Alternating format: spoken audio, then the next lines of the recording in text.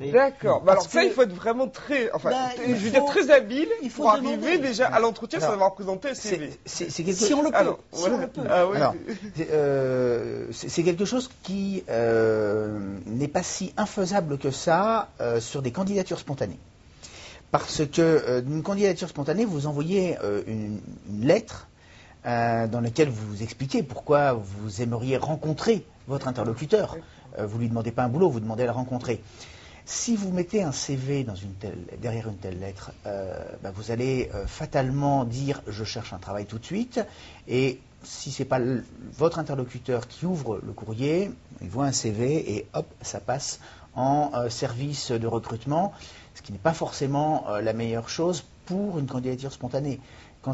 Donc, c'est pas totalement infaisable d'envoyer une lettre sans CV en candidature spontanée. Évidemment, si c'est une réponse à annonce, on vous demande un CV, il faut le faire, parce que si on ne rentre pas dans les clous, la candidature n'est pas retenue.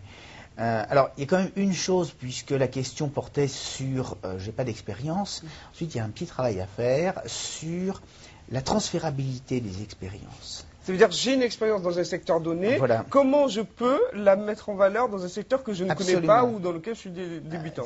Travailler sur la transférabilité des compétences acquises, parce que ce qui intéresse... Mais ça fait partie du projet professionnel, c'est le nouveau projet professionnel que je fais, étant donné que je vais aller vers un autre secteur. On va dire c'est l'étape, alors tout dépend ce qu'on met derrière le mot projet professionnel, mais c'est l'étape qui permet la transition entre le projet je voudrais faire et voilà ce que je vais mettre en œuvre pour pouvoir envoyer une candidature alors que je n'ai pas l'expérience classique des gens dans l'entreprise. Écoutez, on vient de démarrer et déjà nous avons enfoncé deux clichés qui est le CV, c'est le sésame, mais vous avez l'air de dire non, pas toujours. Quand on fait une candidature spontanée, on conseille de ne pas trop le mettre, de plutôt faire une vraie lettre de motivation, de dire pourquoi on a envie d'aller là où on écrit. Et deuxièmement, vous disiez aussi que parfois, faut jamais le montrer ce CV. À un moment, il faut le montrer qu'à la fin. C'est que si on le peut. Voilà, si on le peut. Après avoir eu un super